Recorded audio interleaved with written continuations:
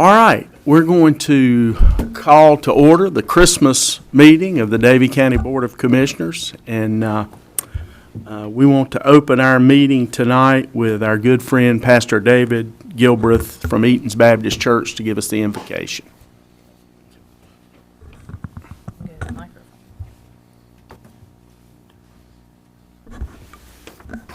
But I need to mention that I could take just a moment of privilege, if that's okay with y'all.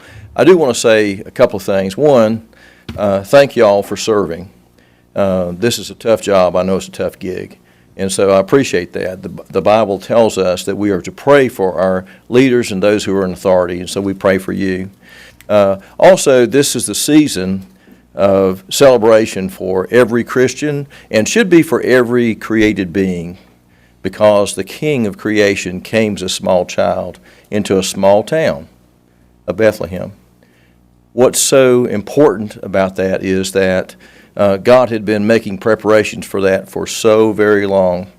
We can look back all the way to Ruth, if we want to, in the Old Testament, the great-grandmother of David, and see how God had lined things up with a Moabite woman and an Israelite man, a Benjaminite.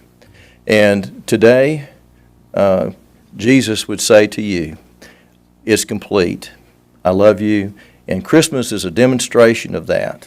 The incarnation of God the Son to us is a celebration of young and old alike, a reminder that God cared so much that He became one of us. And so at this Christmas meeting, let's not forget that Jesus is the reason for the season. So as we pray, I hope that you will look into that and remind yourself of that. Dear Father, we come to you today. We thank you for these men and women who serve as leaders and servants. We pray for their health and their blessings. But most importantly, as we pray today, we pray that you'll elevate Jesus in their lives. Not just grant health to this county, but grant your will. May it shine brightly, and may the tough decisions that are made be made in service to you. Lord, we ask that you might bless all those who are here today and their families and this community. In Jesus' name, amen. Amen. Thank you, Pastor. Next, we will call on, and I'll read a short bio. We like to do a little short bio of our vets that are coming up to do the Pledge of Allegiance, but Phil Bargole is going to be doing our pledge tonight. Phil grew up on a farm in Davidson County and graduated from Wake Forest in Winston-Salem, where in 1964 he received his U.S. Army commission, having completed the 4 years of ROTC at Wake Forest. Soon after, upon arriving in Europe as a young lieutenant, just 19 years after the end of World War II, he quickly found himself in the midst of the Cold War when he was assigned to the Army Transportation Corps in West Berlin. His job as a Berlin train commander working in East Germany required him to cross the Berlin Wall and the Warsaw Pact Iron Curtain each day, as he was coordinating the daily train and Allied passenger movement to and from Berlin, which was located 110 miles deep into the Soviet sector of Germany. His job also gave him a unique experience as he observed each day unfold in an underdeveloped communist country where its citizens were frequently attempting to escape to the freedoms and the prosperity of the West, many of them unsuccessfully. After years in West Berlin, Phil was sent to Vietnam with an Army Terminal Service Company charged with unloading ships in the Cam Ranh Bay to support the war effort. He was promoted to captain in 1967 and then was the S4 for a transportation battalion there. In August of 1967, he was released from the Army and soon secured a sales position with the Burroughs Corporation, where he worked for 33 years before retiring in 1999. Phil and his wife Jacqueline have lived in Bermuda Run West since 2004 and are active members of Clemens Moravian Church. Phil is recognized for his knowledge of the history of the Berlin Wall As such, he has been a speaker at many schools, churches, and civic organizations to tell the story of the events leading to the construction of the wall, its effect on 3.5 million Berliners for 28 years, and the events leading to the destruction of the wall. Phil, thank you for your service, and thank you for being here. Yeah, absolutely. Lead us. I pledge allegiance To the flag of the United States of America and to the republic for which it stands, one nation under God, indivisible, with liberty and justice for all. Thank you. Thank you. Thank you so much. Did you want to say anything? That sounded pretty good. Okay, all right. Davidson County boy, you know. Oh, have a good evening. Thank you so much. Ethics and conflict disclosure. Mr. Vogler? Thank you, Mr. Chair. Pursuant to North Carolina General Statute 168-86 of the Davie County Board of Commissioners Code of Ethics adopted December the 2nd, 2019, I'd ask each of you before you adopt the agenda if there's any actual, potential, or perceived conflicts of interest with respect to any matter on the proposed agenda which will come before the board tonight for a vote. If so, please speak up and let the board know at this time before the agenda is adopted. Mr. Chair, seeing no one speak up, I conclude there's no actual, potential, or perceived conflicts of interest by any board member with regard to any matter on this agenda tonight. Thank you, Mr. Vogler. Election of officers. Mr. Vogler? Pursuant to North Carolina General Statute 153A, Section 39, the Rules and Procedures of the Davie County Board of Commissioners adopted December the 2nd, 2019. The next order of business before this honorable board will be the election of a chair and vice chair to this board to serve for the ensuing year. We will first elect the chair and then the vice chair in that order. We'll need nominations and a second for each position before any vote on that position. If more than one person is nominated and seconded, we'll have the board vote on each individual in the order of their nomination. The first person to obtain a majority of the possible votes will be declared the chair and the vice chair, and any additional voting will stop on that position at that point in time.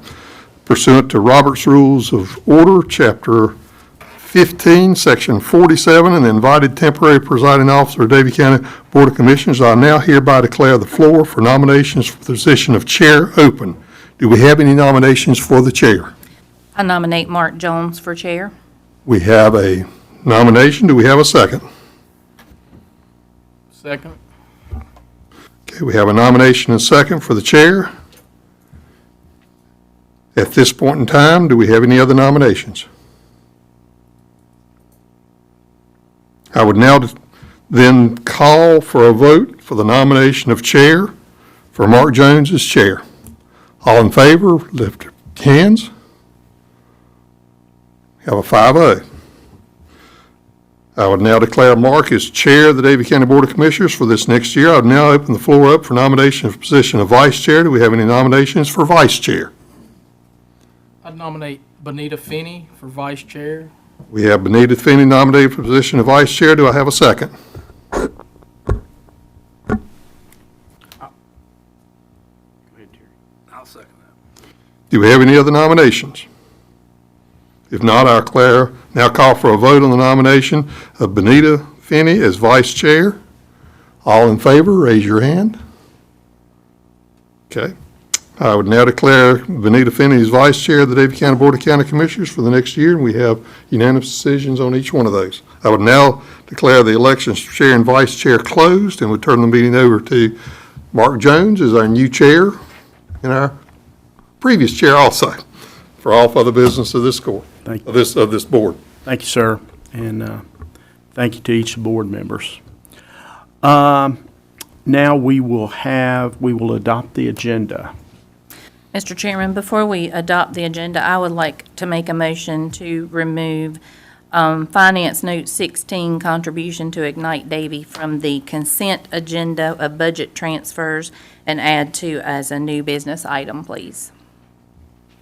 I second that.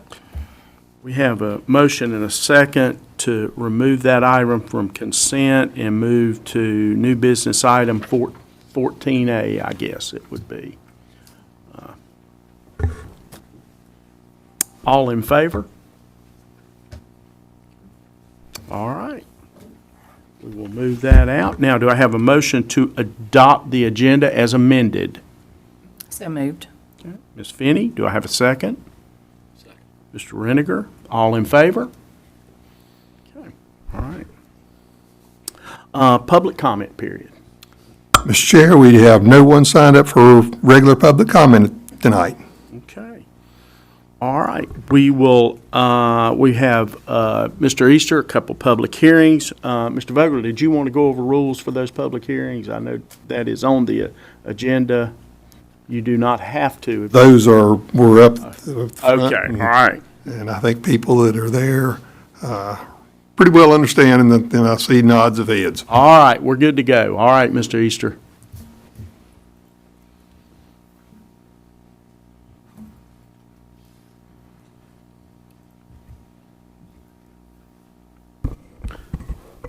Thank you, Chairman. Congratulations on Ms. Finney for Vice Chair as well as Mr. Jones for Chair. So today I present to you Davie County Zoning Map Amendment DC 23 H1-0012. The applicant is Terramore Development. The request is to rezone approximately 2 acres of approximately 188 acres from residential agriculture to highway business conditional for the sole purpose of a retail grocery store. The subject property is located at County Line Road and US Highway 64. The property is further described as Davie County Tax Parcel H1-6012. The zoning district currently is RA, Residential Agriculture. The land use plan, it's combined for rural residential as well as commercial. There is no watershed, no cross-reference files. The applicant is Terramore Development. The property owner is Sam Howard Farm, Inc. The property size is 188 acres total, but they're only requesting a 2-acre portion up at the front corner, as you can see right there in the kind of the front corner of that. The current land use is agriculture and it's vacant. The proposed land use would be highway business conditional, and that was the sole purpose of the retail grocery store. As you can see from the zoning, to the north of the property is residential. It's zoned RA. To the west of the property, it's commercial. It's zoned RA and highway business. To the south of the property is commercial. It's zoned RA and highway business. To the east of the property is residential, and it is zoned RA.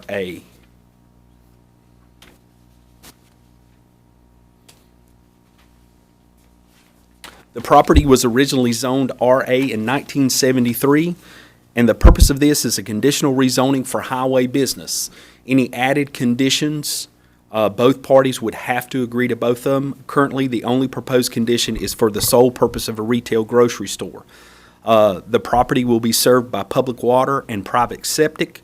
In the Davie County Comprehensive Plan, the area is located as rural residential, and part of the property is located is commercial as well. And the growth enhancement strategy, it is indicated as a rural growth area.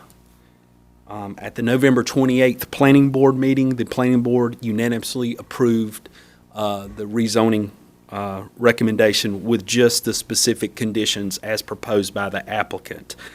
This board has 3 things to consider. They can approve with the conditions, they can deny, or they can defer the amendment. And at this time, I'd be more than happy to address any questions this board may have.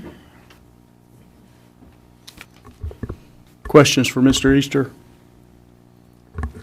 on this? I do have a question. The elevations of that Dollar General store that was in our package, is that what we're going to see up there? I believe that the applicant is here to address any questions specific about the site plan itself. Yeah. Okay, thank you. So it's going to look like that drawing that was submitted to us. He'll speak at the public hearing. Okay, we'll ask him. Okay.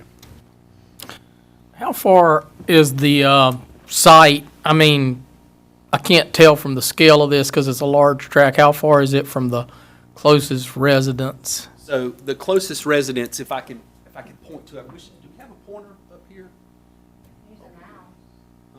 I can mouse. So if you see up, probably. So if you see it, what they're proposing is a 2-acre portion here.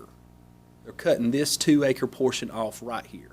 So this property line will be shared, which will be the residential, leaves the Blackwaters property.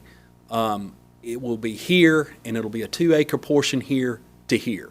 So the closest residential, I believe this is all commercial to the south of the property, but it's just this portion here, if you want to look at that corner right there. You mean what we see that says 124 and 110? Yes, that is all, that's commercial. Okay. So it'll just be a 2-acre portion right here.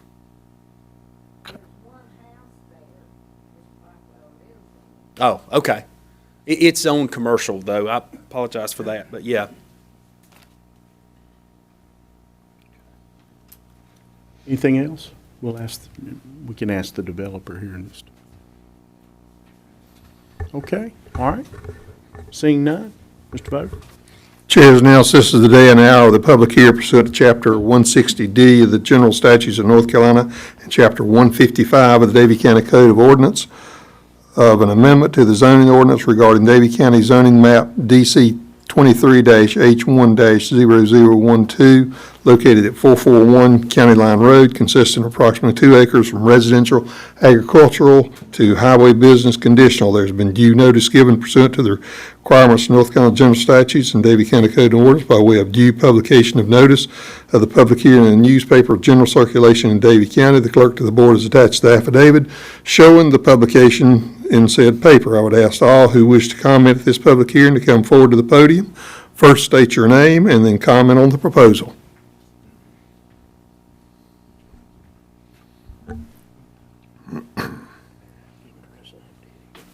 Good evening, guys. Joe Strickland, Terramore Development, Director of Operations, North Carolina, 214 Clumac Road, Salisbury. As you guys know, we're proposing to build a Dollar General store, but it's not the conventional Dollar General store that you see everywhere else. It's going to be a Dollar General PM Market, which is a grocery store. It's a new concept for us. It's a 12,480 square foot building that offers enhanced coolers, freezers, and fresh produce items inside the store. So it won't be your conventional type store you see where we've built everywhere else, like 9100s and 10640s. This is the grocery store. I got the site plan here I'd like to pass out if I could, just that you can see a little better. We've got some road improvements. We're going to improve the intersection here by what you see on the site plan. I know it's kind of, a little bit difficult there currently, but we're going to improve it to somewhat to where you don't have that. Thank you, sir. I think that would be a taper lane off to the right there. You're going to have to go up there to that 3780 or whatever and make a right into the intersection. I've got Derek Goddard with me tonight with Blue Ridge Environmental, who is our civil engineer. He can speak with technical questions about the site, but I'm here to answer any questions about the building itself. I know there was a question about the facade, and I hope I brought what you guys have in your packet. If you want to pass that out. Now, we did agree to a condition at the planning board meeting to a fence that would be on two sides of the property. I think it would be on the north and possibly the that'd be the western part of it. That would encapsulate the what would be left as residential. So we're here to agree to that tonight as well. I believe, did you have a question, Mr. Shea? Or Terry, did you have a question? No, that's what I was inquiring about, because that's the new concept, and I just wanted to make sure that's what you in fact are proposing. Yes, sir. Like Mr. Easter stated, we are going to do public water, and we have a septic system proposed, and our stores are consistent with about a 3-bedroom home. So we got enough soil there to do what we need to do for that store. So I do have a question. Are you affiliated with the other Dollar Generals in the county? Okay. And the reason I ask you that is because our existing Dollar General, some of them have struggled for the past few years of keeping enough help, keeping their aisles clear. Our fire marshal has had to close them down several times. And so my concern is, if they were not able to maintain staff to get their work done, are you going to be able to maintain staff to keep your store in the proper condition? Well, we are a private developer, we're the preferred developer for Dollar General in North Carolina. So we will own the property. And I think there's a little bit of maybe a disconnect, but when the fire marshal goes out and he identifies a problem with the store, you know, the good thing would be if they could get back with the people who actually own the property. See, Dollar General doesn't own anything there. They're a leaser. They lease the property, and they manage what's on site.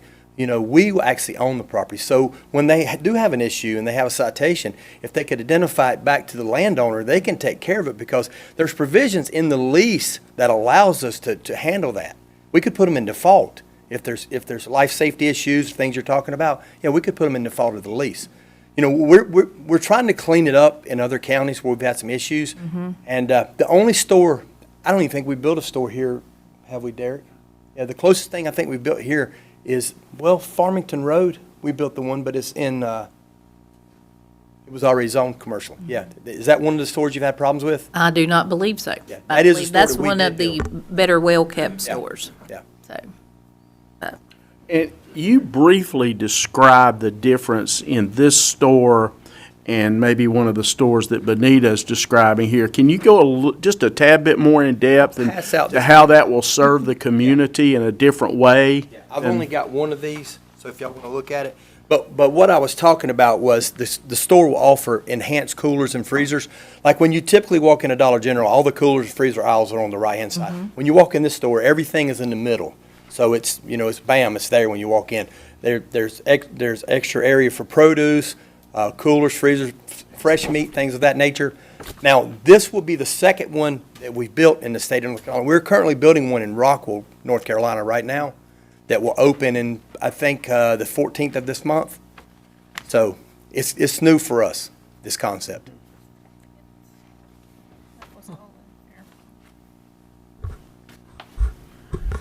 I think you already said this, but I missed it. The normal footprint is how many square feet? We went from a 9,100 to a 10,640, and this is a 12,480.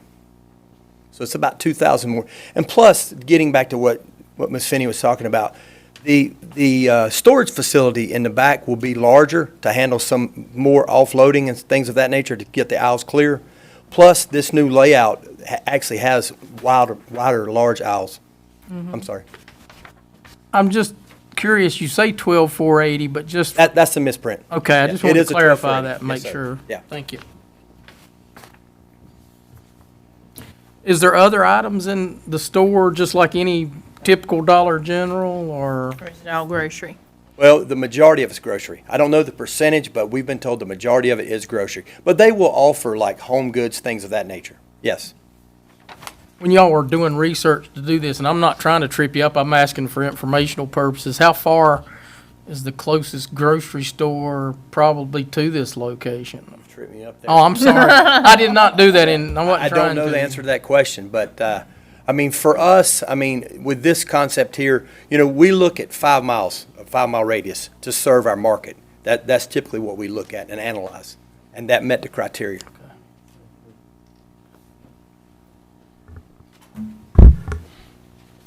Other questions? Okay, Thank you, guys. we're good. If something else comes up, we'll call. Is there others who wish to speak? If so, please come forward to the podium. Seeing no one else come forward to the podium, I now turn the public hearing back over to you as board chair to close the public comment section of this public hearing, provide the board with the opportunity to discuss among yourselves what, if any, action you wish to take with regards to this matter. Do I have a motion to close the public comment session? So moved. Ms. Finney, second. Second. Ms. Poindexter, all in favor? Okay, all right. And now we will seek a motion.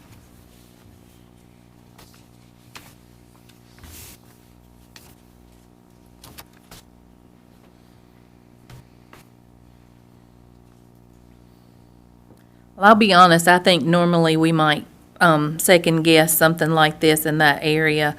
But I've talked to some of the people around there, and they feel like there's a need for this type of business there because they do have to drive so far to get some groceries or pick up something quick. And it is right across the street from another store, so it's not like it's invading a territory that's only residential. I just hope that you will be able to maintain something that looks as nice as this picture that you've presented us, and I truly hope you're able to maintain the staff to keep the store in good operating condition. But that being said, I would make a motion to approve. Okay. And Mr. Point? And your motion, is it the motion that includes the provisions that are on page 8 of the agenda with regards? Okay. Yeah. And then conditions? Is, Same conditions as the planning Same board? conditions. Yeah. okay. Yes, sorry. Okay, so Ms. Finney made the motion, Mr. Poindexter seconds. Any other discussion? All in favor? Any opposed? Okay, thank you. All right. Mr. Easter.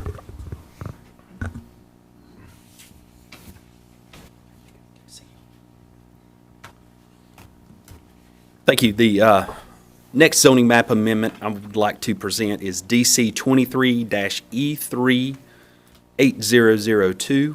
The applicant is Jessica Bledsoe. The request is to rezone a 1-acre portion from approximately 8.5 acres from residential 20, R20, to residential agriculture, RA.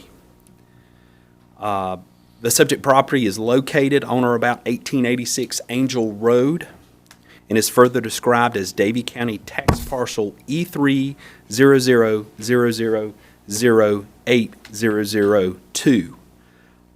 The current zoning is R20. The land use plan is rural residential. It's not in the watershed area. The applicant is Jessica Bledsoe. The property owner is Jerry Vandal. The property size is approximately 8.5 acres, and they just want to rezone a 1-acre portion of the property. The current land use in that general area is vacant. There is a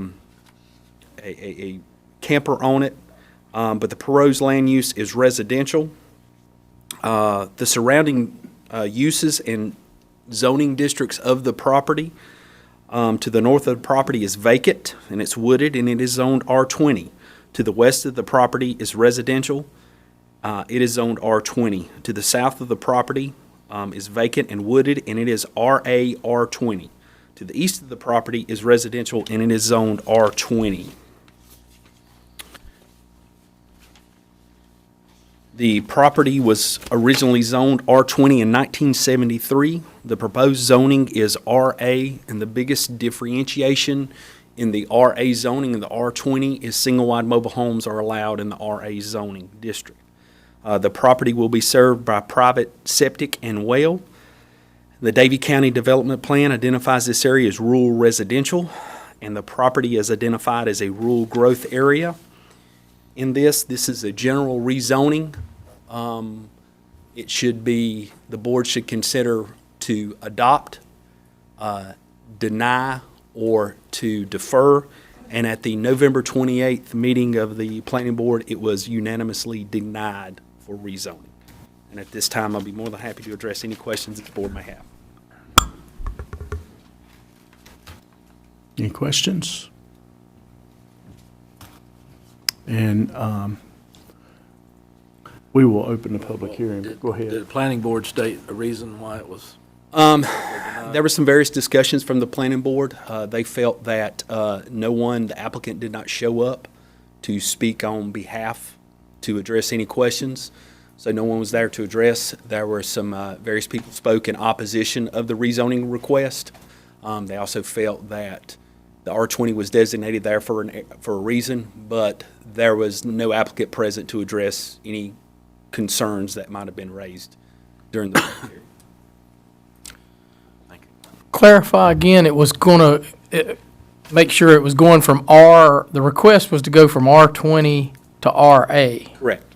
And the purpose was, the sole purpose of cutting off an acre for the sake of a mobile home? Correct, a Okay. single wide. And in conversations that I had with the applicant, the sole purpose was they wanted to find a piece of property to be able to put their single wide that they had. There were some issues with where the home was being located. They were going to purchase an acre, cut it out, and was going to place the mobile home on that.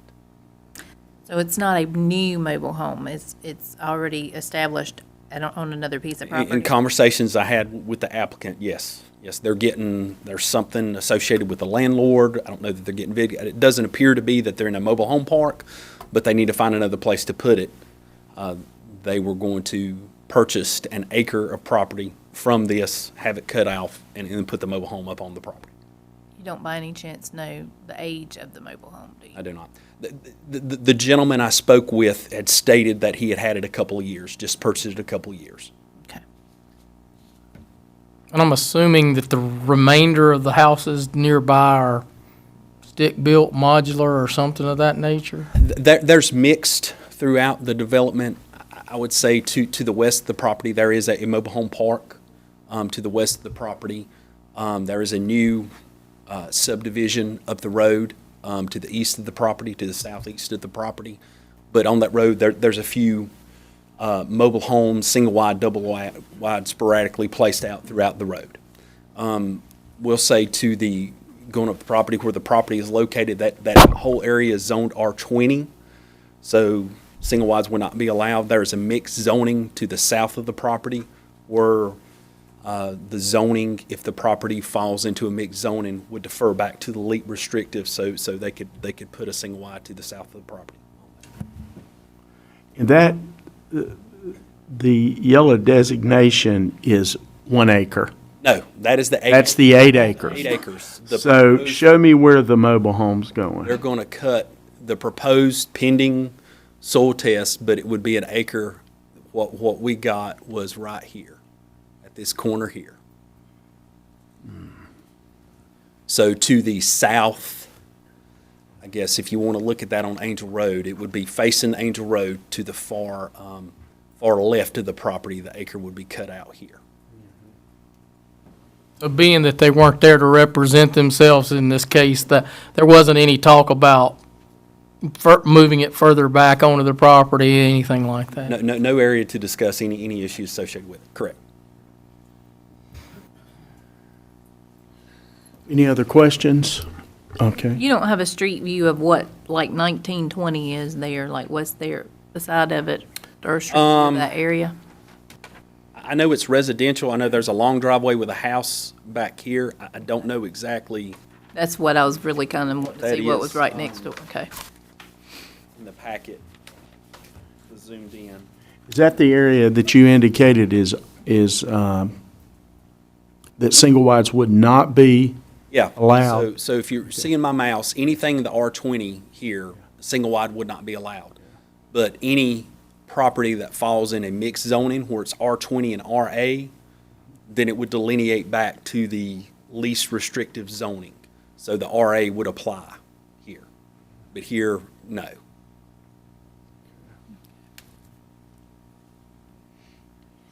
Other questions? Okay, Mr. Vogel? Thank you.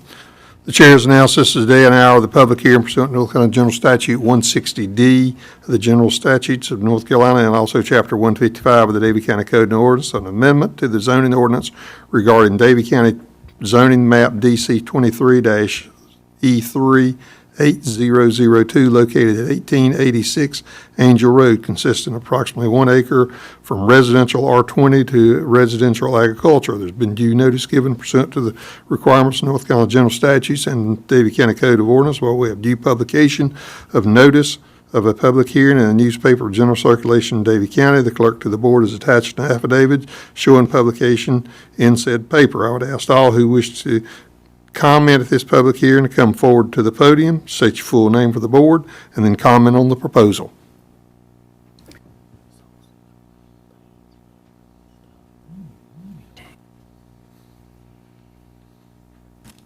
Good evening, I'm Cindy Stevenson, and I live in Davie County. I've lived here over 30 years, and I own the property next door, I own this 30 acres here, 1870 Angel Road. So I'm east of this property that's in question that wants to be rezoned.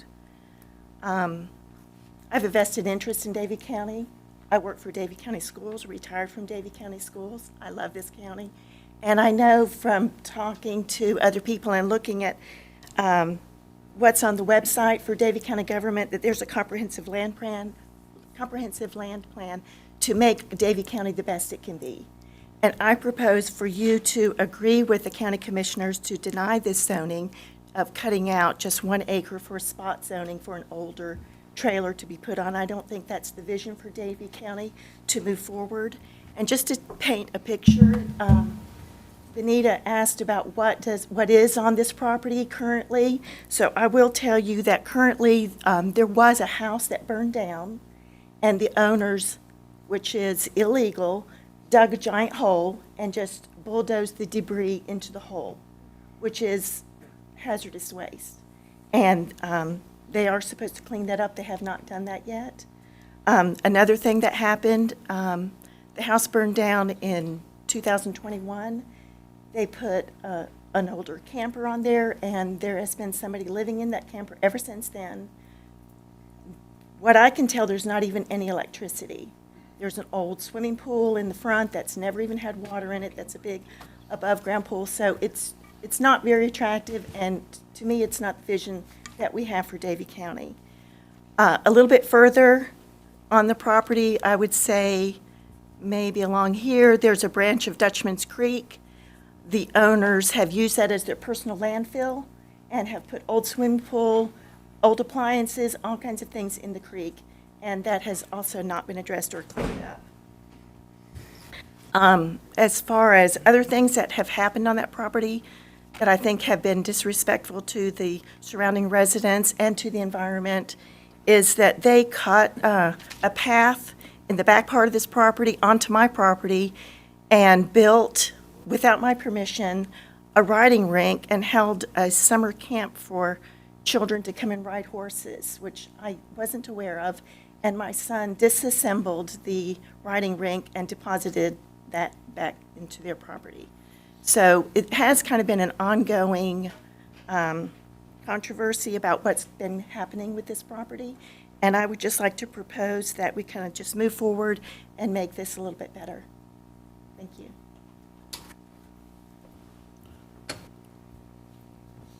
Anyone else that'd like to come forward and comment on the public hearing? I propose to speak, but I'll defer if anyone else wants to speak and go last. Anyone else? Anyone else? Going once, going twice. Mr. Van Hoy? Thank you. My name is Hank Van Hoy. I practice law at 10 Court Square, Knoxville. And see, it's always a pleasure for you. Congratulations to the two of you on your new elected positions, and thank you for your wonderful invocation. And I also appreciate the fact that you bring veterans in and honor them in the way that you do. I represent Robbie McCoy. I don't know where that mouse is. Okay. And Robbie, if you leave that, yeah, if you put the other one up, I think you can see it there. Yeah, do you mind going back to the other screen, that one? Yeah, Robbie lives where it says 1811, and then you see the Summerlin subdivision that has developed to the right. I'm here to speak on his behalf to oppose this rezoning for several reasons that were expressed by the planning board when they denied it. First, the planning board felt, as I understood what they said, John, you correct me, that it, one, didn't fit your land use plan, and that two, it was spot zoning and would set a dangerous precedent for you. So I want to address those issues first. With regard to your land use plan, what I want to, as you all know, the land use plan to me is what defines who I will represent or will not represent in a matter.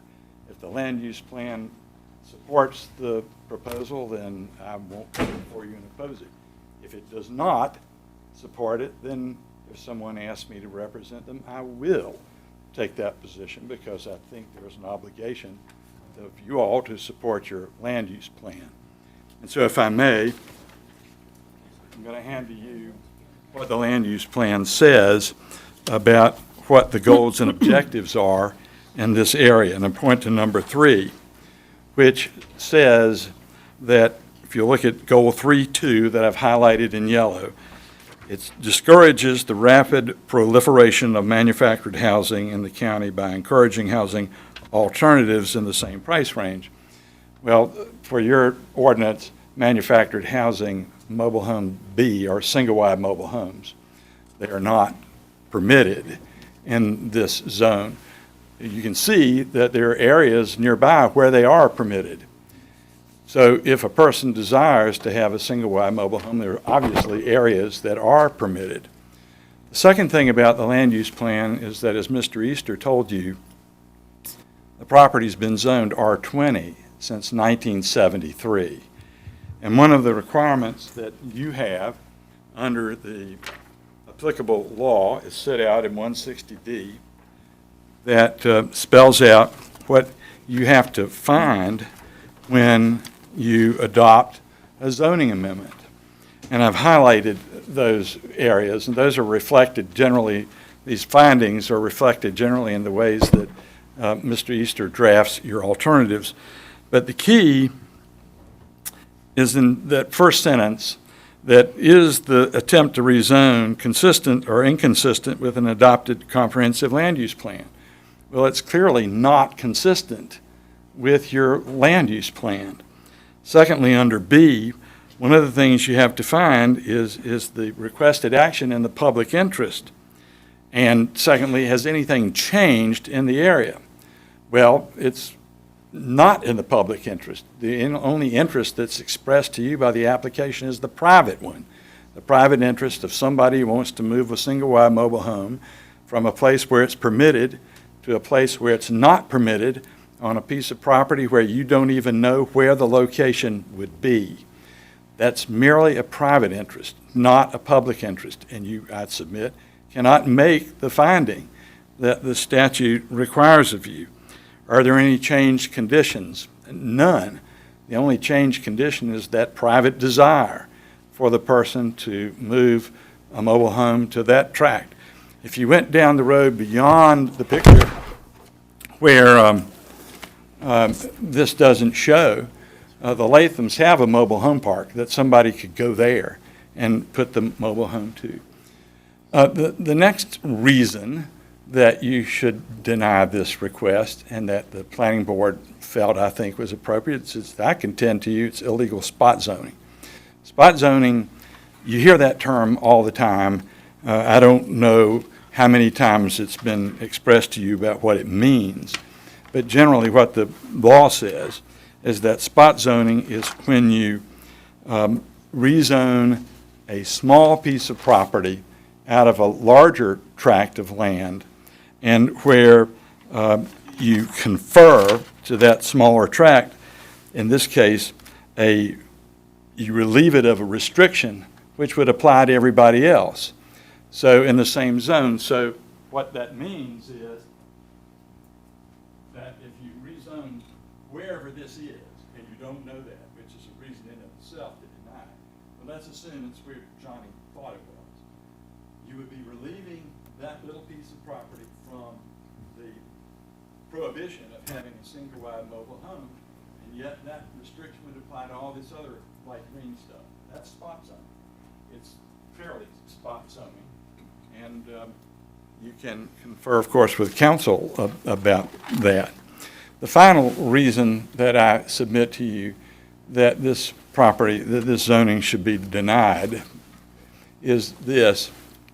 As you heard from Ms. Stevenson, somewhere on this property there appears to be a hazardous, or at least solid waste, that's been buried.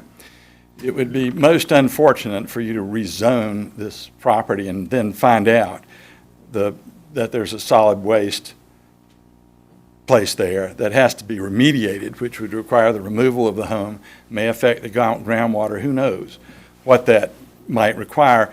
I understand that Davie County has already initiated an investigation of the solid waste issue, and it's also a violation of state law. your section 50-.05 that Mr. Vogler was so kind to give me specifies what the solid waste problem is.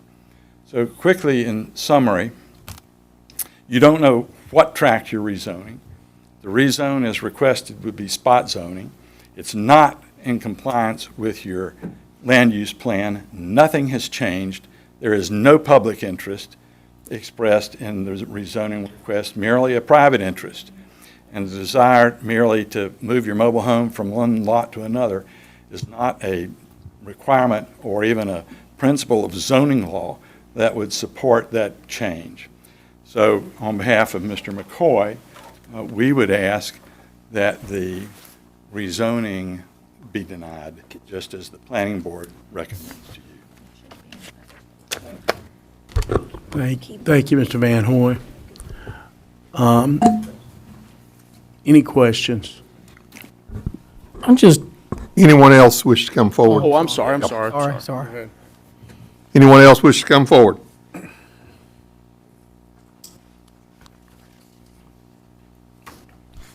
If not, Mr. Chair, I would now turn this matter back over to you as chair to declare the public comment section of the public hearing closed, and then to take what action, if any, you wish to take, the board wishes to take with regards to this matter. Thank you, sir.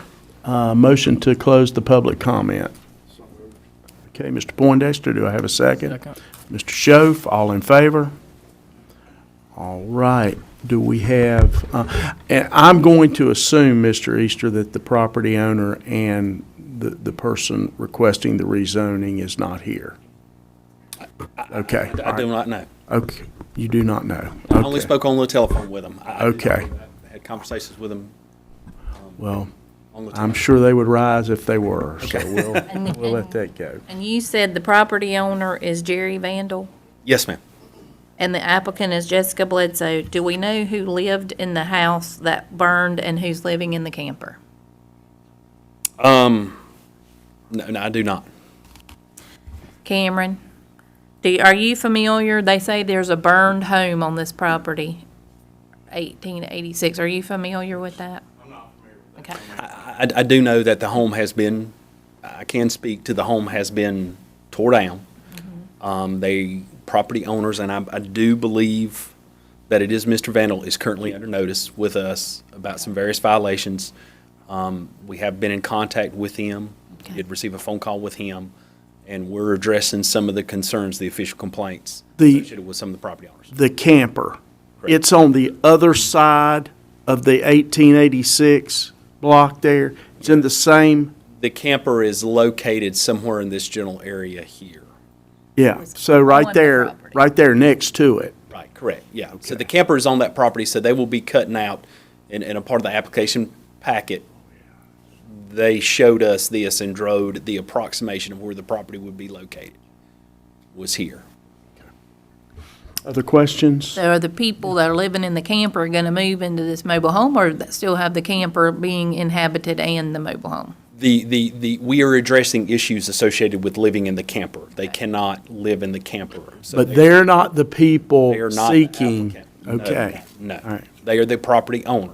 My understanding is someone else is purchasing property to put something up out of it. Okay, so you'd have two occupants there until the other issue is dealt with. The issue, we're in the process of working on that issue now. Yeah.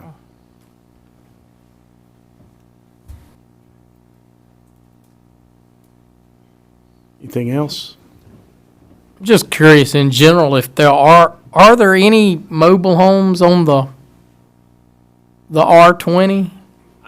Are there any mobile homes on there that maybe predated or whatever that are commingled? Yeah, Okay. that road, there's various mobile homes sporadically placed. Some of them are in already there that we're talking about from a spot zone, but they're already there. Yeah, and some of them might predate the zoning what I- ordinance. So, yeah, there are various mobile homes located up that road. But the Latham Park's been there for a long The time. Latham Park is zoned approximately for a mobile home park. It has a REM designation zoning.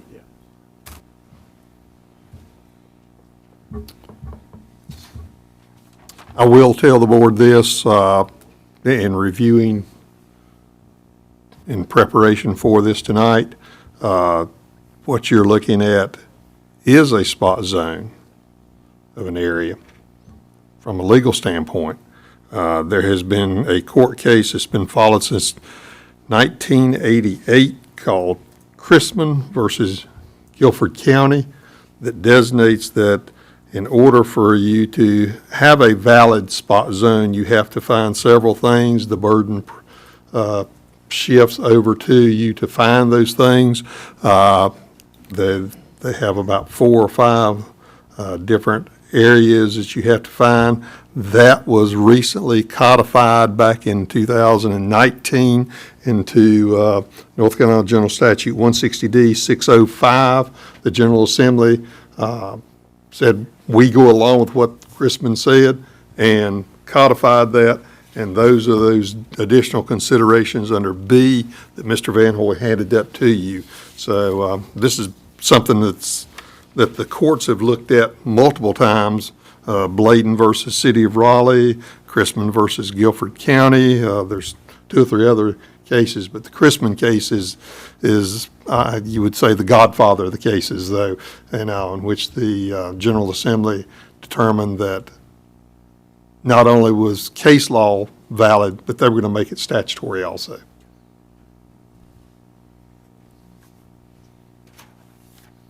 Anything else?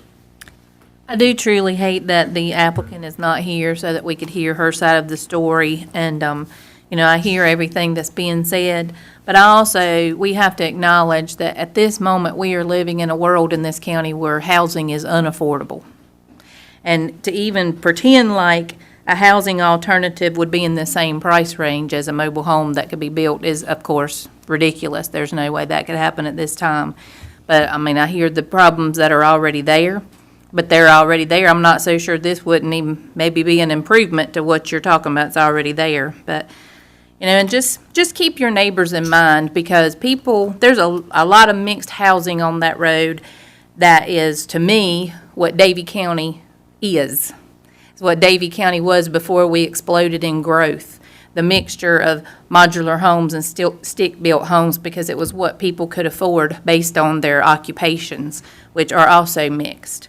And I know a lot of people on that road enjoy the freedom to target shoot and have a lot of fun in their rural area. So, we need to take some things like that into consideration. But I am sorry she's not here to speak for herself, because that leaves us in quite a position. And just to clarify, on that road, on Angel Road, there are areas that are currently zoned that would allow for the mobile home to be. Correct, So, You have to allow her to be there. correct. So, including the Latham Park, if, correct. Everything to the south of the property that has mixed zoning, so the mixed zoning RA and R20, so if you see the yellow and the green, okay, if 2 zoning districts lie within that parcel of property, we defer back to the least restrictive, which would be RA. So if someone wanted to go across the road from that property, and wanted to put a mobile home on a parcel of property and mix zone it and not specifically cut one out, if all the mix and bounds lie within that zoning district, a mixed zoning, we do that. And there's numerous parcels throughout the county that do have a mixed RA, R20 zoning. We do see that, yes. okay. All right. Anything else? Okay, we will seek a motion.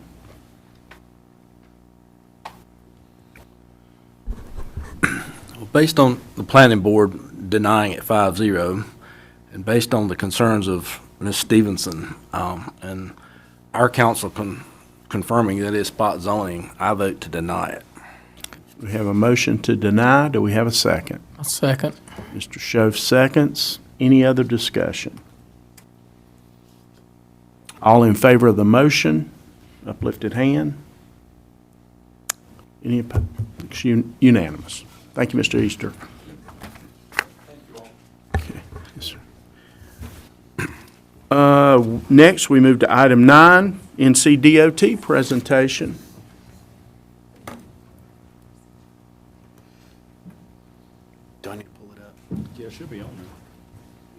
Okay. I would, thank you. Yes, ma'am. Thank you. I hope this is an indicative.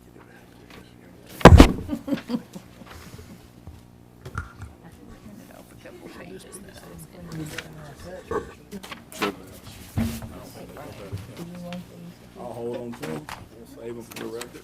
Okay. That's all I need to do. A lot of pictures.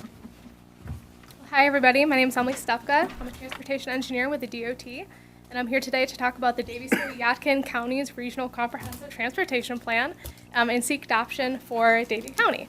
I'm joined here today by my colleague, Michael Abuya, who is the project manager of this, as well as Phil Craver, who is the coordinator developer for Division 9. So thank you guys for having me. So in this presentation, I'm going to go over a few things. I'm going to talk about what a comprehensive transportation plan is, or CTP for short. I'm going to be going over kind of the process and history of the Davie-Yadkin County's regional CTP. Then I'm going to go over the major recommendations we have for Davie County. And then I'm going to ask you guys to consider adopting it, and we should have time for questions. So what is a CTP? In short, a CTP is a long-range, multimodal, needs-based transportation plan looking 25, 30 years into the future. So this is done based on North Carolina law that says that communities should develop a comprehensive transportation plan that will serve the present and anticipated travel demand, and it should be based on the best possible information available and provide a safe and effective use of the transportation system.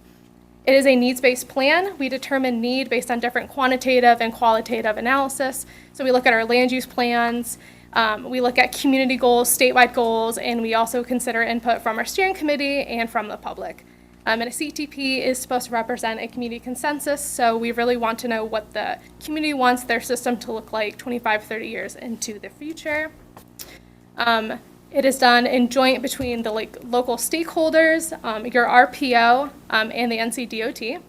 It is multimodal, so that means we're not just looking at roads and highways, but we're also looking at things like bike, ped, public transportation, rail, and then we're also considering other modes of travel that may be important to North Carolina, such as airports and ferries. So where does a CTP kind of fit into the big picture of, I just want this project done so we can enjoy it and use it? A CTP is the very, very first step. It's basically just determining that there's a need for this project. It's us recognizing that.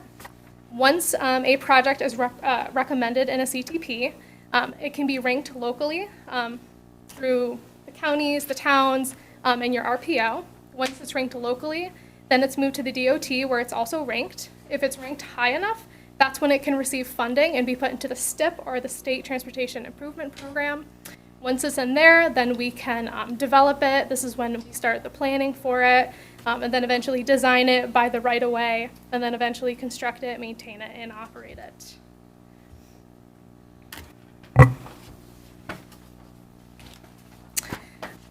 Oops, too far. So here's a quick overview and history of the CTP. So in 2019, we established the steering committee. I believe for Davie County, Andrew Meadwell was very involved in this, so he was kind of the Davie County representative for the steering committee. So in summer 2019, the CTP was set up. So this is when we hold, we start preparing for meetings. This is when we initiate the study, and we establish the study scope. In late 2019, early 2020, we started holding our initial meetings, developing the community vision, and then selecting which roads were going to be put into our study. Then in 2020, this is when we start our system assessment. So this is when we perform our base year analysis, our future year analysis, and then we also look at those multimodal elements. In 2021, this is when we analyze different alternatives. So this is when we're looking at the different constraints, maybe the different barriers we may face. We start looking at different solutions for our future year, and then we start validating those ideas against the community vision to make sure we're staying on track. In 2022, we start developing the draft plan. We make our report, we make our maps, and we complete the plan. And then in 2023, here we are seeking adoption. This plan has been adopted by all of the municipalities, and right now we are seeking county adoption.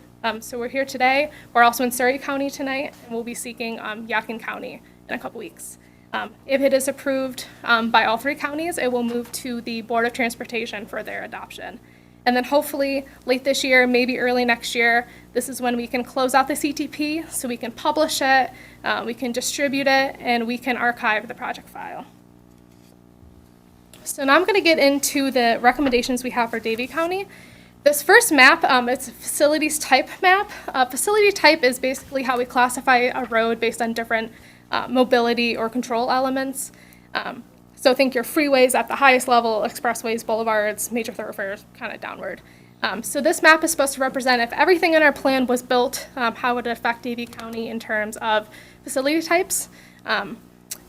There's some changes, which we'll talk about in a bit. 40 will stay the same, and you can see the Moxville bypasses on there, as well as some changes to 601, but we'll talk about those in a second.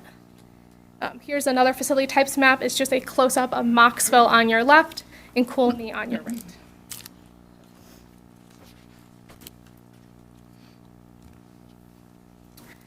I'm going to get into the highway recommendations we have. I have a closer zoomed-in version in a second, but I'm going to talk about the major recommendations we have. There's three types of recommendations you'll see. The light blue represents modernization, which I'm going to talk about in a bit. But right now I'm going to highlight the access management, which is the dark blue, and the congestion, which is the red. So for Davie County, we have two recommendations for widening I-40. We have on the, let's see my mouse. We have one here on the west side and one here on the east side.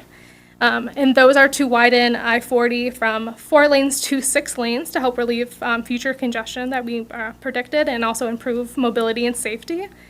We have a recommendation for US 64/US 601, which is the Moxville bypass. And this is I-40 to US 64. And this is to construct a 4-lane divided expressway on a new location to help relieve some of the congestion as well as improve mobility and safety. Moving on, we have US 158, which is another widening project. This is from Gather Street to Farmington Road. It is to widen to a 3-lane major thoroughfare with a center turn lane. We have two recommendations for US 601 in terms of widening. We have from Gladstone Road to Lakewood Village Road. This is to widen to 3 lanes. Then we also have a recommendation on 601 from US 64 to Madison Road, which is to widen to 4-lane divided boulevard, again, to relieve some of the congestion and mobility and safety issues. We have an access management project on 601 as well, which is from Madison to Canna Road.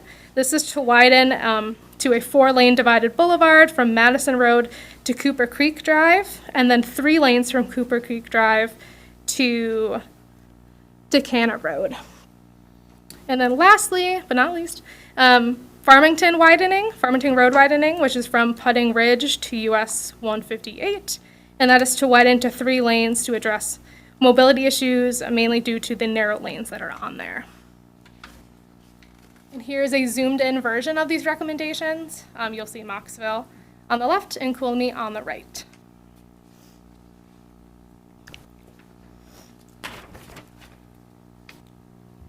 And here's in table form. You can see that in your packet. And I believe this is posted on the agenda if anyone wants to view it at home. I'm going to talk briefly about what we mean when we say, we want to modernize the road and what we mean by intersection improvements. So modernization is basically addressing substandard roadway design. So this usually has to do with inadequate lane widths or limited to no shoulders, or maybe there's some horizontal or vertical alignment issues. And then for intersection improvements, we're usually looking at intersections that either have high-frequency crashes or maybe really severe crashes. Maybe it has traffic congestion, maybe there's some storage capacity issues, or maybe there's alignment issues as well. And these are recommendations at a very planning level analysis, and those project-specific analysis would be done if these were funded and brought into design. So I'm going to go back to this big map. All of the light blue are the modernization projects. So all of these are suggestions to widen the lanes to bring them up to standard modern standards, and then also have some paved shoulders.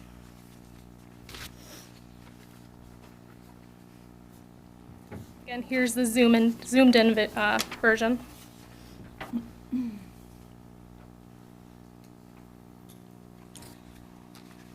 can hear them in table form. There's a lot of them. So moving on to public transportation and rail. We have no rail changes, but we do have some public transportation recommendations. So on the yellow line, you'll see several recommendations we have for I-40. This is basically, you know, when the county feels like it's appropriate and if there's demand for it, you know, having a regional bus corridor that can help connect Moxville to Winston-Salem.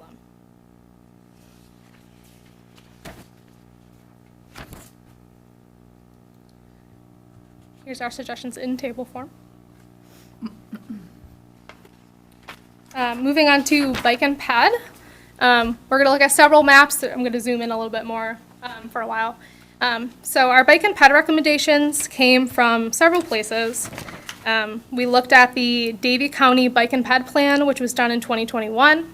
We looked at the Davie County Greenway Master Plan, which was done in 2015. We looked at the old Davie County CTP as well as the old CTP for Moxville. We also took in public input and then input from our steering committee as well. I'll break down kind of what the colors mean on this map. Yellow represents bicycle projects. Purple represents pedestrian, so sidewalks. Green represents both bike and ped. And then brown represents multi-use paths. So think of, you know, paths not along the road. So like your greenways, for example. Can I ask you a brief question? Yeah. You, in the road modernizations, when we're expanding lanes, those kind of things, do you all come in and put in bike lanes with those modernizations? I think we heard several years ago that you all were going to begin to phase to do that. Obviously not on I-40, but in our smaller, we call them back roads of Davie County. Is that the case? Yes, so sometimes I'll say. So they're called highway incidentals. So if we're widening a road, we will usually accommodate for bike lanes if it's, you know, safe. It depends on like Right, access sure. and speed and everything. Sure. But yes, we can include, while we're doing it, might as well, right, include things like bike lanes. And same thing with like the bus route that we're suggesting, kind of the same thing like that. It's an incidental. So, there was a lot of light blue, a lot of modernization, a lot of widening.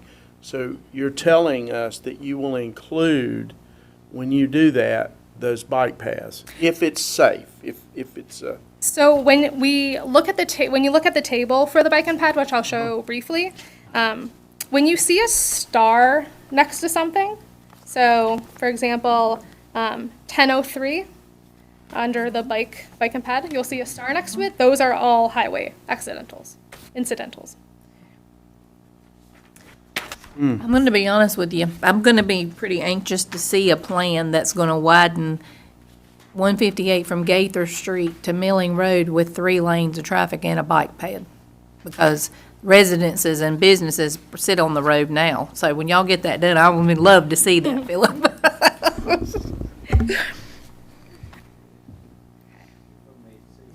Yeah. When she mentioned, especially the modernizations, she said yes and no.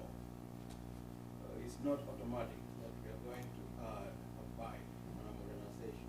But if the recommendation includes a bike already, then we could consider it. And then we also interact with the division. We may speak on it. Because the funding issues are not quite straight cut. If it's a modernization, then we have to add a bike. It's not quite straight. There are a lot of federal requirements. Right. But the area that I'm particularly speaking of is highlighted on this map as a bicycle and pedestrian recommendation, as well as going to 3 lanes. And that's what I'm saying. I'll be very curious to see that, because we have businesses and homes that are from here closer than you and I to the roadway right now. So if you're going to add a lane and a bicycle path on each side, that's going to be quite a trick.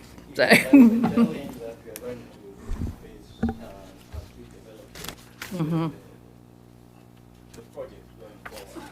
But as of now, we feel that these modes should be part of that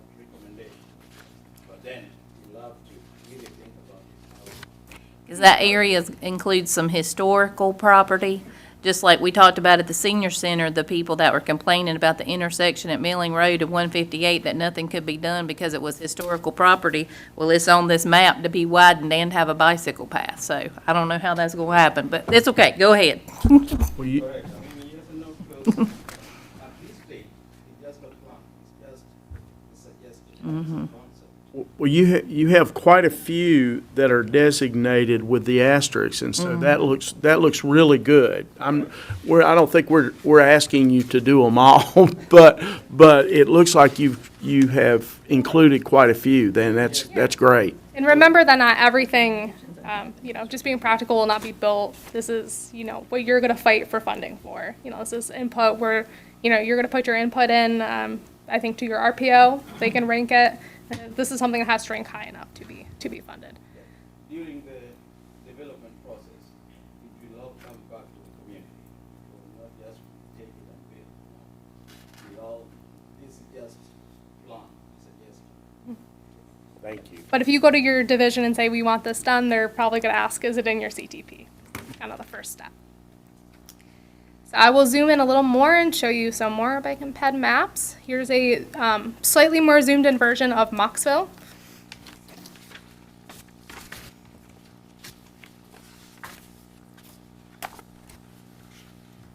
Here's a more zoomed in version of Moxville.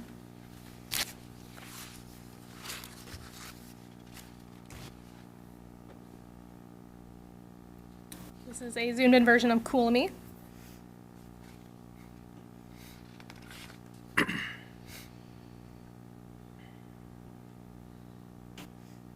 And then all of those beautiful tables on the back. Thank you guys for your time. Again, we're seeking adoption for this plan. Like I said earlier, Coolamy and Moxville have already adopted it. So here we are seeking county adoption. Again, my name is Emily Stufka. This is Michael Abuya. Our contact information is here. Do you guys have any questions? Any more? Any questions? Mr. Chairman, I'd like to Please. just to clarify, if tonight the county commissioners decide to approve your resolution, it's just the first step. We are not saying that anything on your plan is necessarily coming, or we have a date in mind when that's coming, but like you said, if it's a project that we'd like to see, it needs to be in this plan before it can go through the formal process. Okay. Any other questions? Please. May I add that this is a long-range plan, and it does need to be on there if the county and the residents want it, but it will also have to become funded, and it'll have to go into prioritization to try to compete with other projects to get funding in this deal. So, but the first step is this CTP. I just wanted to make that, to clarify that, so there wouldn't be any false hopes that these projects already have funding or anything like that. There always comes a question mark with the money, right? Yeah, we understand. Thank you for clarifying that. Thank you. Anything else? Okay, do we seek Thank you for your time. Thank you. Do we seek a motion?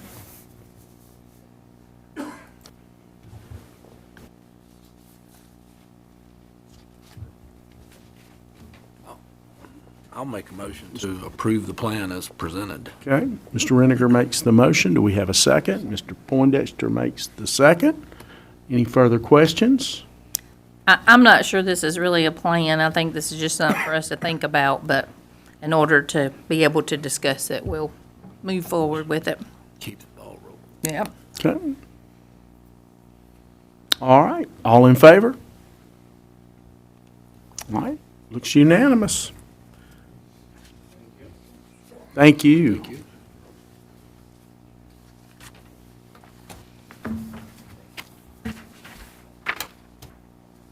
Good evening. Tonight, we're going to talk about the October 2023 financial summary. We compare October 2023 year-to-date with the prior year's October year-to-date. You can find this report on pages 79 and 80 of your agenda packet. So we have, as you can see here, about $1.2 $2 million less in revenues than we did last year at this time of the fiscal year.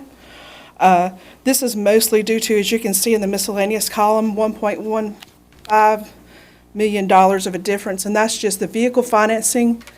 Timing is a little bit different. This year, we didn't close until November 7th on that, and we did it in October last year. And also, you can see that we have about $1.5 million more of expenditures. This is mostly due to the timing of contributions to other funds like the Capital Projects Fund. But almost all the other items are comparable to where they were last year. So everything is pretty close to where it was last year. So just as a frame of reference, October year-to-date revenues are about 21.9% of our estimates compared to 23.87 last year. And expenditures are about 30% of the budget, and just to let you know, 3.3 is about 4 months' worth. So just let me know if you have any questions. Any questions from Ms. West? Brian, looks like you have something you want to say. Yeah, I will add that even though, as Robin pointed out, that we're slightly behind where we were last year at this time due to the timing of the installment financing, when you look at our major revenues compared to where they were of October last year, we are ahead in the collection of those revenues compared to where we were last year. Right, and you can see the top line of property taxes again. As we get closer and closer to the January interest start date, that number will be a little bit closer than reality. I think it's getting pretty close right now with $433,000 of the difference, so.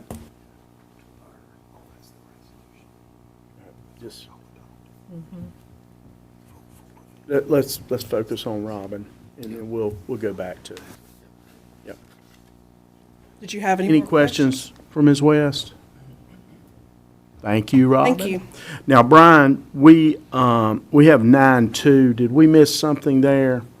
Northwest Piedmont Rural Planning. So Was that included in what we just did? I believe you called it adopting the plan, but you were adopting the resolution, which adopts the plan. Okay, all right, we're good to go. Okay. Okay. I knew All what right. you meant. Okay. Thank you. We're not sure we knew what we meant, but All right. Go ahead, Brian. Yes, Mr. Chairman, and again, congratulations to you and Vice Chair Finney on your appointments. As part of my report tonight, I would like to report that Davie County is part of North Carolina's Department of Commerce. The North Carolina Department of Commerce ranks all counties within a three-tier system, with your economically distressed counties being in Tier 1, your middle distressed being in Tier 2, and your least distressed counties being in Tier 3. We learned this in November that Davie County will be moving from a Tier 2 county to a Tier 3 county, meaning that we are by the Department of Commerce, considered to be one of the least distressed counties in North Carolina.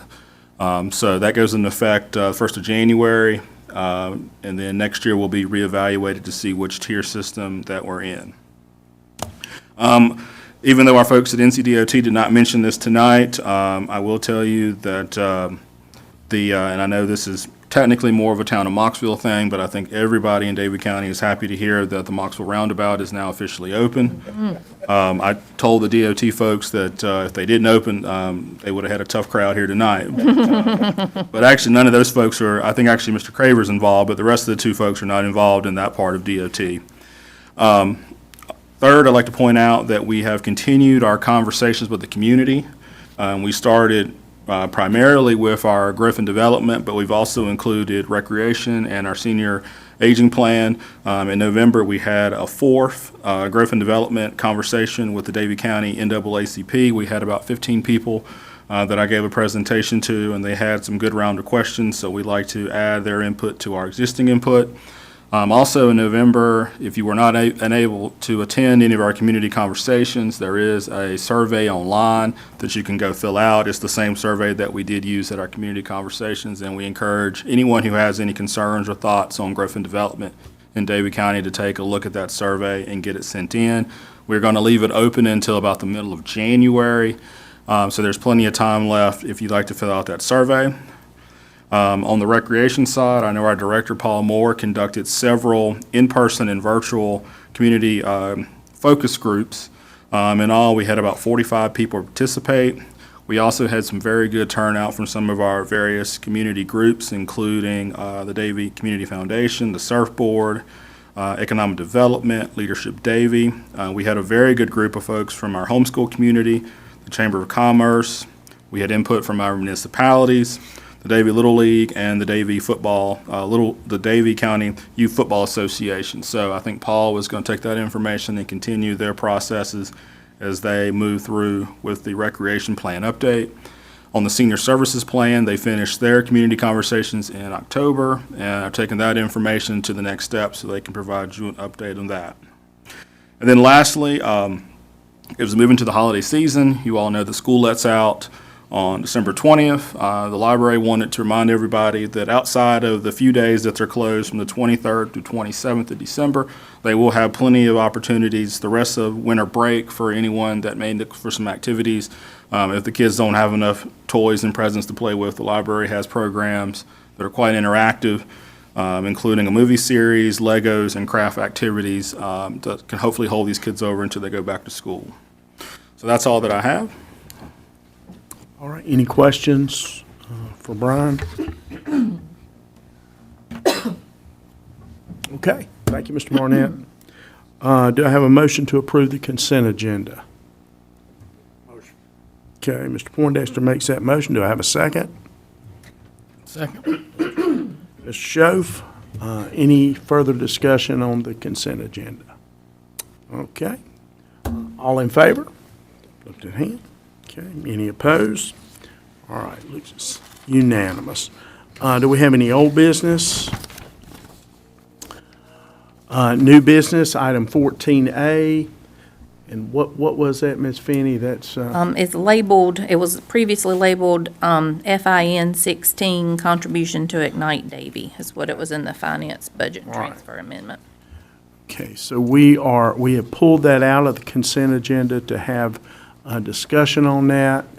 Mr. Barnett, can you just give us a tad bit of background on that, and we will then move into discussion? Yes, Mr. Chairman, typically, anytime we do a budget amendment that involves moving money out of the fund balance into the regular budget, it does need board approval, and typically those are part of the consent agenda. On this particular item, we had a request from Ignite Davie as part of their plan to finish out calendar year 2023 with additional funding outside of what the county traditionally provided for them over the last 5 years to help them meet their goal of $3 million to help their endowment to become self-funded before the calendar year ended.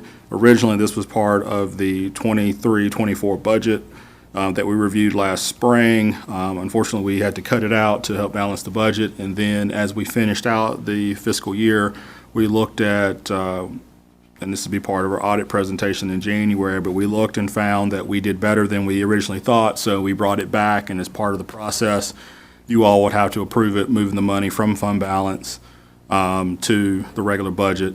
And that's what this budget amendment would have been done. But this was a request by them to help finish out the calendar year 2023 with an additional $50,000 contribution from the county on top of the $30,000 that we were committed as part of the 5-year original commitment.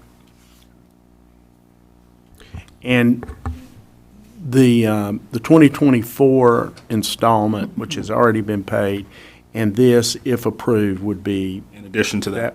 That would be in addition, but would be the end of our, at this time. At this time, yes. Just like with any other organization, they can always request in the Yeah. future, but this is the request that they've made. Yeah, okay. All right. Discussion on this. So I'll start the discussion. I'm the one who requested to this be pulled out, and I want to start off by saying I think Ignite Davie is a wonderful program. I'm sure the people that have taken advantage of it are very, very thankful for it. And of course, we always want to help our students. I'm grateful for the assistance that my son received in college. However, I personally do not believe that a scholarship program should be funded by tax dollars. This money belongs to our citizens. It's the tax money that they paid. And I don't feel it's appropriate for a scholarship to be funded with money from citizens when the citizens have no input as to who receives that money. Especially when we just went through a budget where we gave our employees an inadequate cost of living raise, where we have departments who have been told to find grant money to fund their part-time positions, and where we have departments that are begging for life-saving equipment. So while I think it's a wonderful program, I do not feel that tax dollars should be funding that program. I made this same statement in the original decision to fund them the $150,000 as seed money. Some municipality money has also been given to this program, so they've received a lot of taxpayer dollars. And it's just my wishes that we remain at the original decision. I may stand alone, but that's my opinion. Thank you, Ms. Finney. Any other comments? I have Yeah, some comments. please. When this was started, it was started with private money, and to date, based on what has been collected, about 80% of it is private money. The other 20% is municipalities, county, and then some EDC money. And this is opportunities for some of our students in the county that have had less opportunities up to this point. And it's also helps these people and helps our industry for these people to get life skills, to go into the workforce, and hopefully remain in Davie County. We're getting a 4-to-1 return on our money here, and I just think for the county not to be at the table for this final push is not what we need to do. So we need to be at the table, better said. So I definitely support this, and that's where I am. So thank you. Thank you, Mr. Reniger. Other comments? Brent? I'd like to comment on this. I share some of the concerns that Ms. Finney, Commissioner Finney has brought up, and I also concur with the points that Commissioner Renner has brought up. The big concerns that I have with this, and I've pretty much made it clear to Ignite Davie and the foundation, or at least the powers that be with this, was more simply, I've donated to Ignite Davie, but when I put my commissioner hat on, it's taxpayer money. And what my concern mainly revolved around was that we open up this program like Ignite Davie has shared with me that they would like to do, and we hope we're in talks to do that soon, is to expand it to where students, regardless of what school they go to, which we've got a partnership with Davidson Community College, which is very appropriate. However, Davidson Community College does not offer every possible degree that's fairly common in some of the surrounding counties and some of the counties that are further, more distant as far as the community college goes. So my dialogue with them has been to expand it, because if you're going to use taxpayer money, I want it to be available to that entire class or that entire group of students who would take advantage of it. So we hope that that's going to happen. We've got assurances that when the funding has been received, that that's going to be an expansion of the program. So I think that will be a good, positive thing, because the radial sonography and there's things like that at Forsyth Tech. There's forestry at Haywood Tech. I want to be able to, not be totally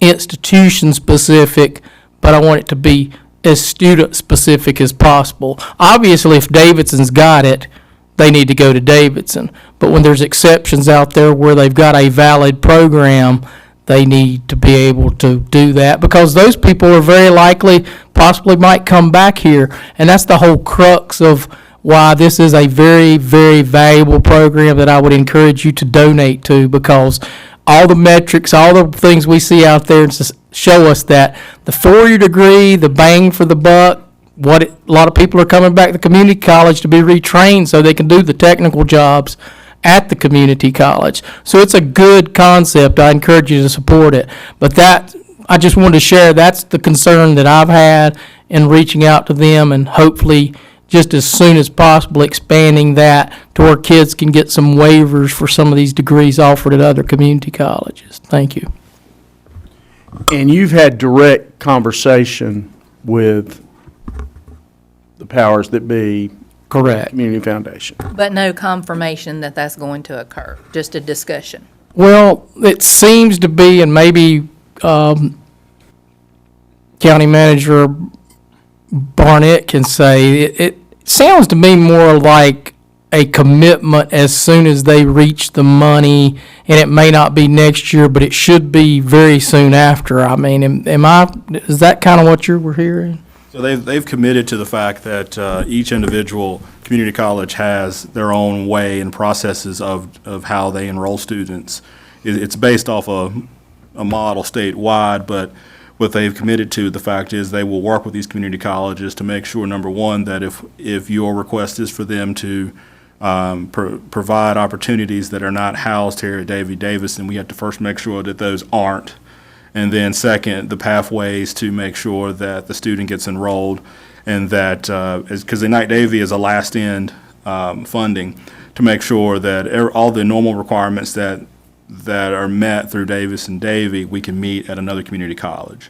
I think the main issue is that they've never had to do that before, and I think they are committed to making sure that any student who goes through Ignite Davie that falls into this category, that they will try to work with the community college to make sure that they can continue to provide that funding for that student.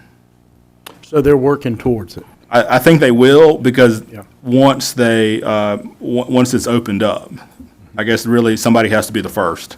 And I think that's the process that they can't commit directly on paper how that's going to look until they go through it. Right. So there again, we think they will, and they've discussed it, but no confirmation. I just don't know how they can, I think based on the conversation is, they don't know how to confirm it until they go through it. But I think that, I feel very confident that they are going to go through it to make sure that that student does not lose any funding, or so they can stay enrolled at those community colleges. Very good. I would just add to that is that it's a logistical type issue of trying to deal with. If you've got a partner institution, you've got to have kids sign things that allow their grades to be released, and it's a lot it's a lot to keep up with. You can't just go in there and see what somebody's progress is. So it has a lot of moving parts. I still stick to what I'm saying about we need to do it, but a lot of logistical things, and most places that have programs like this do have a partner institution. So it's not uncommon. And some don't expand it, but other ones have had maybe more almost total private funding, or did like one of my best friends who was a school counselor in Virginia, where they sold to Martinsville Hospital. $200 million were gleaned from that sale. It wasn't all devoted to like an Ignite Davie program, but they had pretty much slam dunk money from the start with, whereas we started at zero and we've worked our way up to nearly $3 million. Any other comments? Yes, I would like to say that several years ago, when we started the early college program, I had the same reservations that Commissioner Finney has now, and made this very similar comments to what we have experienced. Since then, though, that program has made a believer of me. And I see this being basically the same end result. I think we probably need to support this. It will help our county out. We've been raised to a Tier 2. We would like to keep it there. Tier 3. Yeah, we're at 3 now. Good. Thank you. I'm good. Any other comments? Okay, we'll seek a motion. I make a motion that we include the $50,000 requested for Ignite Davie as originally proposed in the finance transfer. Okay. Mr. Rendiger makes the motion. Do I have a second? Second. Mr. Poindexter seconds. Any further discussion? Okay. All in favor, uplifted hand. All opposed. 4-1. All right. Okay, now we will go to commissioners' comments. Ms. Shove? I'd just like to wish everybody a happy holiday season and make sure if you've still got a father out there, I lost mine not too long ago, make sure you give them a hug or do something with them. If you're still blessed to have a mother getting as old as I am, do the same. And never take that for granted, and because it won't always be that way. Mr. Poindexter, you wanna go? I'd like to say thank you to everybody for coming out tonight. Thank you to our county employees that are so hard at work every day out there doing the difficult jobs of supplying every need that we can afford to supply for the county's citizens. Also, I'd like to say a Merry Christmas to everybody and a very Happy New Year, because we won't be able to see you until then. Thank you. Mr. Renninger? Thank you. Appreciate everyone coming out, and as far as we had our employee awards the other day, one day last week, and our employees are the backbone of this county, and we just don't say that enough, but it was good to see all the people get their milestone awards last week, because we have some very dedicated people. And good news, bad news. This Tier 3, I didn't know we were doing that good. But anyway, it's good that the state thinks we're doing that well, but that takes us out of contention for a lot of funding. And, it's just the way they do that is, I don't think it's fair, because they group us with the big cities, and we just can't compete with the Mecklenburgs and the Guilfords and the Forsyth counties or the Wakes. But anyway, that's above our pay grade, I suppose, but we need to keep working on that. And, the Lord does work in mysterious ways. The roundabout got finished before Christmas, and I went down there the other night and made 3 laps just to say I could. But anyway, Did you qualify? I did. I was thinking about it. But anyway, appreciate Pastor Gilbert's comments about Christmas. That is the reason for the season. And I wish everyone a Merry Christmas and see you in 2024. Thank you. Thank you all for being here. I'll tell you, last night, Gwen and I went up to Redland, to the Redland Church. They do the Gospel According to Scrooge. I saw Ben and your mom and daddy there, our Register of Deeds, mom and daddy there. And that's just indicative of Davie County. The parades, the school programs that are going on, every church in the county is doing something to acknowledge the birth of Christ, and it's just what makes this such a great, Brian talking about what the library's doing over Christmas. It just makes this such a great place to live. And we get the first things first. And faith, family, community. And so thank you all, for employees, citizens, for what you do to make this just the greatest place in the world to live. It's and we'll keep plugging, and we hope you guys stay behind us and keep us plugging. And I'm now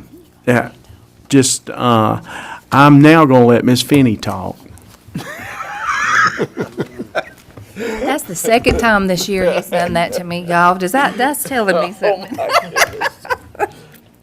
Oh, thank you, Mark. I'm sorry. I'd like to kid you about it. I just want to say thank you to the board for reinstating Mark and I in our positions. Everybody up here has the capability of being in these seats, and we have every intention of everybody serving in these seats. But I feel like 2023 has been a huge year of transitions for this county. We've broken in a new manager who we're so blessed to have. We have a new Planning and Development Service Director. We had a new EMS Director, a new clerk, probably some other new department head people that I'm missing. We're in the midst of several projects and large decisions, and we're re-looking at our zoning practices, talking about an ag center, and still talking about fire funding. So we're in the middle of a lot of things, and 2023 was kind of a growing year. We got a little over halfway through it before we really got to rolling good, but I think we've accomplished a lot, and I'm really proud of all of our board this year. So I think we've had a great year.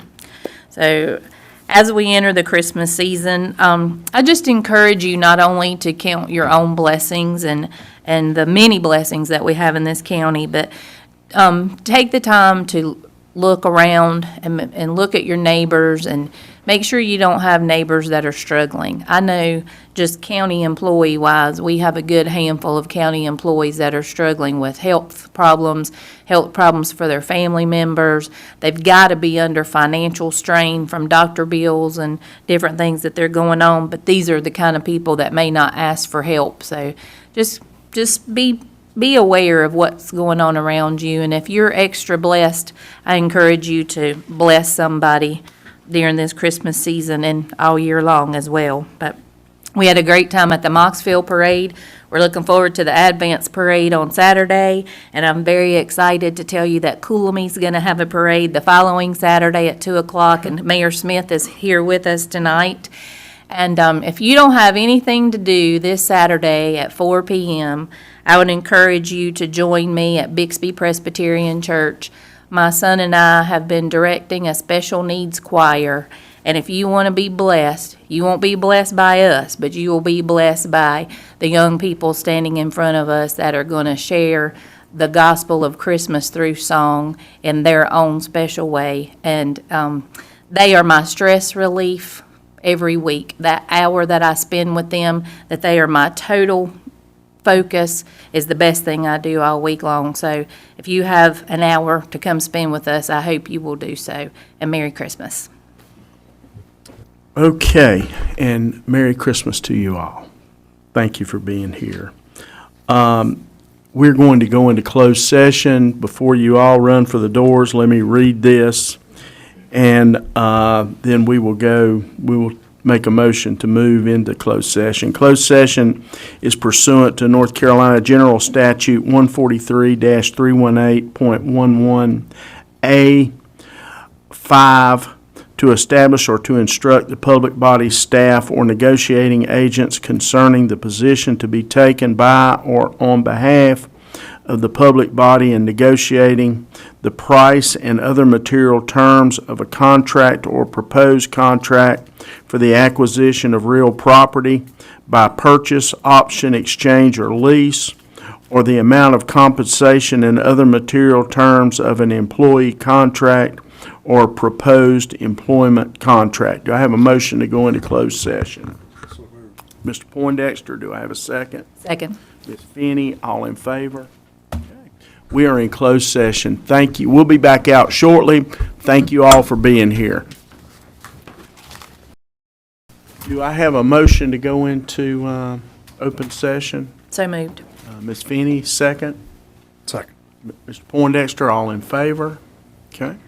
Motion to adjourn. Mr. Poindexter? I don't think we need a second, but I'll take a second. Okay. All right, Mr. Schoaf, all in favor? All right, we are now adjourned. See y'all. Thank y'all.